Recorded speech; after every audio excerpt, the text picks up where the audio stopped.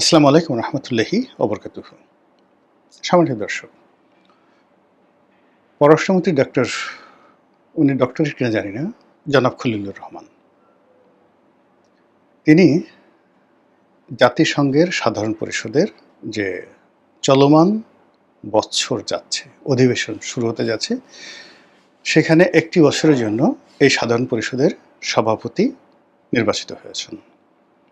তিনি এই জাতিসংঘের যে সাধারণ পরিষদের সভাপতি রূপে তিনি এই অধিবেশন পরিচালনা করবেন এবং তাকে সভাপতি মেনে সারা দুনিয়ার যারা রাষ্ট্রপ্রধান, সরকার প্রধান কিংবা সরকারের যারা রিপ্রেজেন্টেশন করবেন তারা এই সাধারণ পরিষদের যে বার্ষিক অধিবেশন সেখানে বক্তব্য দেবেন। এই দৃশ্য নিঃসন্দেহে আনন্দদায়ক। একজন বাঙালি এবং বাংলাদেশের একজন পতাকাধারী, বাংলাদেশ সরকারের রিপ্রেজেন্ট করে এরকম বিশ্ব মঞ্চে বসে আছেন। এর আগে হুমায়ুন রশিদ চৌধুরী এই পদে বসেছিলেন, বাংলাদেশের পররাষ্ট্রমন্ত্রী। দ্বিতীয়বার খলিলুর রহমান এই পদে গেলেন ২০ বছর পর, বা ২০ বছর নাকি ৩০ বছর, এনিওয়ে। তো এটা অত্যন্ত গর্বের বিষয়, সম্মানের বিষয়। এই জন্য বর্তমান সরকারকে, জনাব খলিলুর রহমানকে, তার সঙ্গে যে টিম রয়েছেন, পররাষ্ট্র মন্ত্রণালয়ের টিম, তাদের সবাইকে ধন্যবাদ জানাচ্ছি এবং একজন নাগরিক হিসেবে আমি সম্মানিত বোধ করছি। যখন কোনো একটা জিনিস চাইতে হয়, চাওয়ার মতো করে চাইতে হয়, যখন একটা জিনিস অর্জন করতে হয় তার জন্য শ্রম করতে হয়।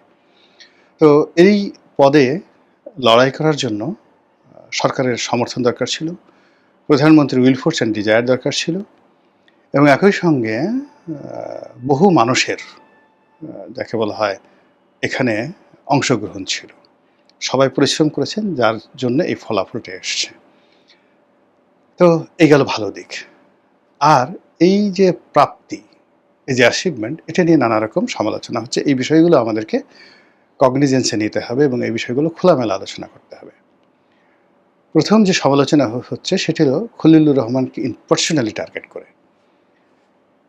যারা দেখতে পাচ্ছে না, এই ভদ্রলোকটিকে পছন্দ করছে না, তাদের বক্তব্য হলো যে এই মানুষটি জাতিসংঘের মহাসচিবের পরে সবচেয়ে গুরুত্বপূর্ণ যে পদটি, ২-৩টে পদ, এটা নিরাপত্তা পরিষদের সভাপতি আর এই সাধারণ যে জাতিসংঘের সাধারণ পরিষদ, এটার সভাপতি। আগে অলংকারিক পদ ছিল, এখন এদের অনেকগুলো এক্সিকিউটিভ ডিউটি চলে আসছে। তো এই পদে খলিলুর রহমান যেহেতু যোগদান করছেন, ফলে এই একটা বছর তিনি আর কোনো দায়িত্ব পালন করতে পারবেন না। তার জন্য পররাষ্ট্রমন্ত্রীর পদটি রাখা ঠিক না। তাকে এখান থেকে ছুটিতে যেতে হবে, পদত্যাগ করতে হবে। তাহলে কে হবেন পররাষ্ট্রমন্ত্রী? এগুলো একটা প্রশ্ন। খলিলুর রহমান সাহেব বলেছেন যে ইতিপূর্বে নজির আছে যে হুমায়ুন রশিদ চৌধুরী যখন এই পদের দায়িত্ব পালন করেছিলেন, তিনি তখন বাংলাদেশের পররাষ্ট্রমন্ত্রীও ছিলেন এবং তখন পররাষ্ট্রমন্ত্রী প্রাইভেট সেক্রেটারি পিএস হিসেবে ছিলেন এই খলিলুর রহমান। তো কাজেই এটি নিয়ে খুব দ্রুত মানে সিদ্ধান্ত নিতে হবে, তাড়াতাড়ি করতে হবে, এই পদ থেকে পদত্যাগ করতে হবে, ছুটিতে যেতে হবে, নট লাইক দ্যাট। কিন্তু আসল ঘটনা হলো যে হুমায়ুন রশিদ যখন দায়িত্ব পালন করেছেন তখন এই পদটি ছিল অলংকারিক। শুধু ২ বার গেলেই, বছরে ২ বার গেলেই এটা হতো, ওই অধিবেশনের সময়টিতে আর অন্য অধিবেশনের আগে যে প্ল্যানারি সেশনগুলো রয়েছে ঠিক এগুলো অ্যারেঞ্জ করার জন্য ছিল। কিন্তু এখন এই কাজটিকে এতটা দাপ্তরিক করা হয়েছে, সার্বক্ষণিক করা হয়েছে যে পুরো সময়টিকে তাকে বেশিরভাগ সময়ই নিউ ইয়র্কে থাকতে হবে এবং তাকে ওই কাজে ব্যস্ত থাকতে হবে। কাজেই বাংলাদেশের পররাষ্ট্রমন্ত্রীর মতো একটা গুরুত্বপূর্ণ পদ তিনি আগের মতো খালি রাখতে পারবেন না। এই জিনিসটি সামনে চলে আসছে। দ্বিতীয়ত, যদি পররাষ্ট্রমন্ত্রী হন, কে হবেন? এটি নিয়ে অনেকে কথাবার্তা বলছেন। তৃতীয়ত, যেটি নিয়ে বদনাম হচ্ছে সেটি হলো কে এই খলিলুর রহমান। তিনি তো পুরো যাকে বলা হয় ইউনুস জামানাতে সকলের চক্ষুশূল ছিলেন। মোস্ট আনএক্সপেক্টেড ম্যান, আনডিজায়ার্ড ম্যান ছিলেন তিনি বাংলাদেশে। সেনাবাহিনী তাকে ঘৃণা করত, তাকে নিরাপত্তা উপদেষ্টা রূপে কেউ মানতে চায়নি, তার সঙ্গে কোনো বৈঠক করতে চায়নি এবং তার যে নিরাপত্তা উপদেষ্টা রূপে তার কাছে যেভাবে ৩ বাহিনী, মানে যাকে অনেকটা অজিত দোভালের ডুপ্লিকেট করা হয়েছিল, সেইভাবে কেউ আসলে তাকে মেনে নেয়নি। অন্যদিকে রাজনৈতিক অঙ্গনে আওয়ামী লীগ তো তাকে যাকে বলা হয় সালমান রুশদির মতোই মনে করে, আর বিএনপির যারা লোকজন, সালাউদ্দিন সাহেব থেকে শুরু করে অন্য যারা আছেন সবাই কিন্তু ওনার পদত্যাগ দাবি করেছেন, বিদেশি নাগরিক বলেছেন, আমেরিকার এজেন্ট বলেছেন, দেশের শত্রু বলেছেন, বাংলাদেশে একটা যুদ্ধের মধ্যে সে নিয়ে যাচ্ছে, রোহিঙ্গা সমস্যাটা সে সমাধান না করে উল্টে ফেলে এই রোহিঙ্গা সমস্যাটিকে যুদ্ধে রূপান্তরিত করে যাচ্ছেন, বাংলাদেশকে আমেরিকার দাস বানিয়ে যাচ্ছেন, এই সকল কথাবার্তা প্রকাশ্যে সালাউদ্দিন সাহেব লক্ষ লক্ষ মানুষের মধ্যে বক্তব্য দিয়েছেন বিএনপি মঞ্চে দাঁড়িয়ে। ইতিহাসের দুর্ভাগ্য, এটা অনেকটা নিজের বমি নিজে খাওয়ার মতো। আমার আসলে অন্য কথাটা বলতে ইচ্ছা করছিল, নিজের গু নিজে খাওয়ার মতো। সেটা না বলে আমি বললাম যে নিজের বমি নিজে খাওয়ার মতো। তো বিএনপি তাকে এত গালাগালি করেছে, সেই বিএনপি এখন তাকে পররাষ্ট্রমন্ত্রী বানিয়েছে।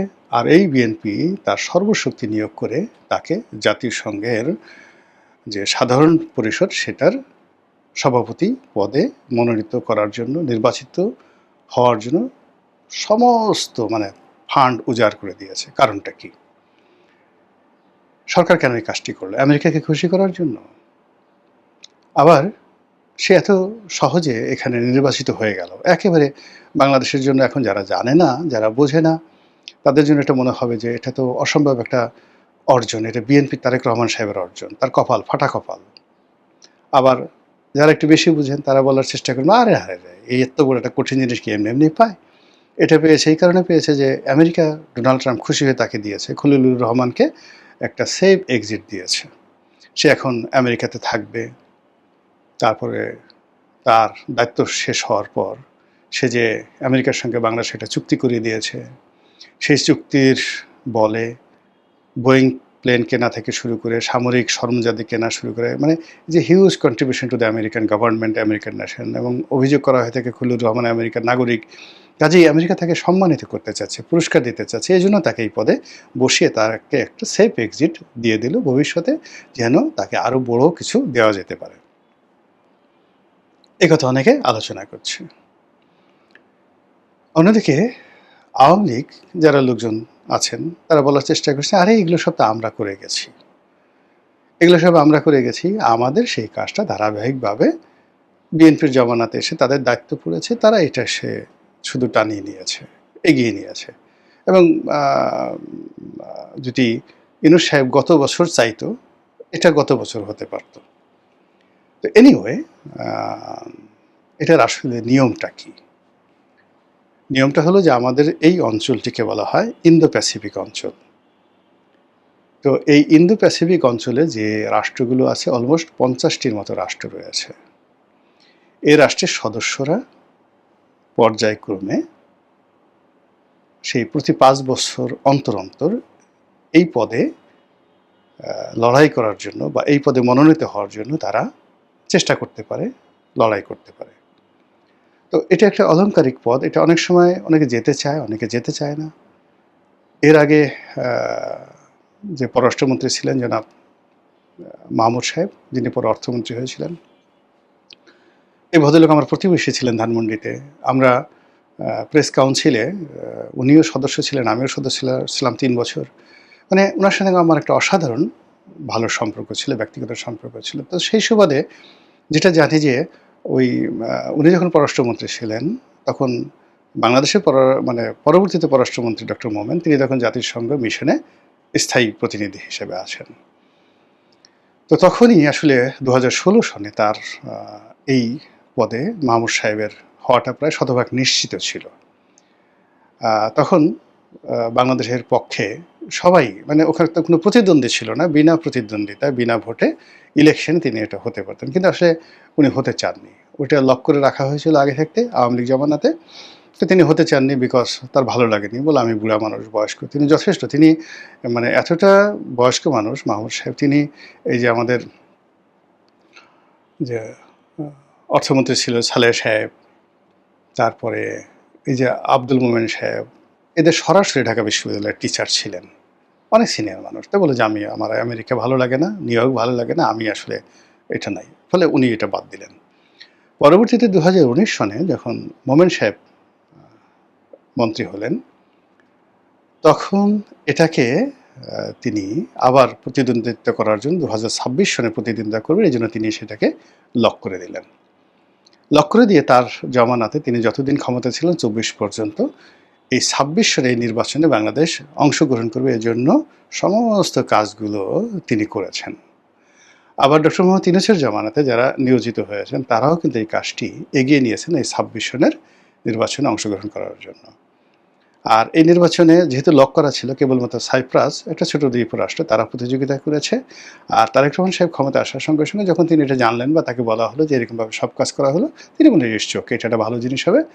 আর খলিলুর রহমান সাহেব সৌভাগ্যবান মানুষ, লাকি মানুষ, তিনি পররাষ্ট্রমন্ত্রী রূপে এই সুযোগটা পেয়েছেন। তার ইংরেজি খুব ভালো, তিনি যথেষ্ট মেধাবী। তৃতীয়ত তিনি আমেরিকান সোসাইটিতে বেড়ে উঠেছেন, জাতিসংঘ থেকে শুরু করে পররাষ্ট্র মন্ত্রণালয় সংক্রান্ত যে বিষয়গুলো তিনি খুব ভালো জানেন। কাজেই এই যে প্রতিযোগিতা, এই যে প্রচারণা, প্রোপাগান্ডা, এই সব কিছু খলিলুর রহমান সাহেবের নেতৃত্বে এবং তারেক রহমান সাহেবের প্রমোশনে এই কাজটি অত্যন্ত সুচারুভাবে হয়েছে। এটা নিয়ে মানে কারো একক কর্তৃত্ব, তারেক রহমান সাহেব এটা করেছে, খলিলুর রহমান এটা করেছে, আমেরিকা দিয়েছে, শেখ হাসিনা এই সব কাজ করে গেছেন, ডক্টর মোমেন করে গেছেন, I do not think so.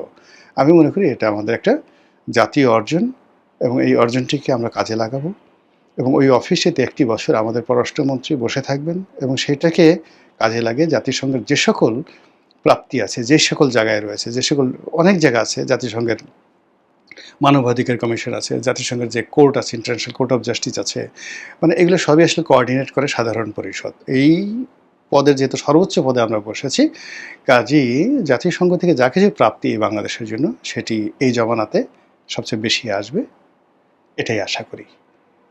কাজে বরকত হোক, বাঙালির সম্মান বাড়ুক, এ রাষ্ট্রের মর্যাদা আরও বেড়ে যাক এবং সরকার সফল হোক, এই প্রার্থনা করছি। আসসালামু আলাইকুম রহমতুল্লাহি ওয়া বারাকাতুহু।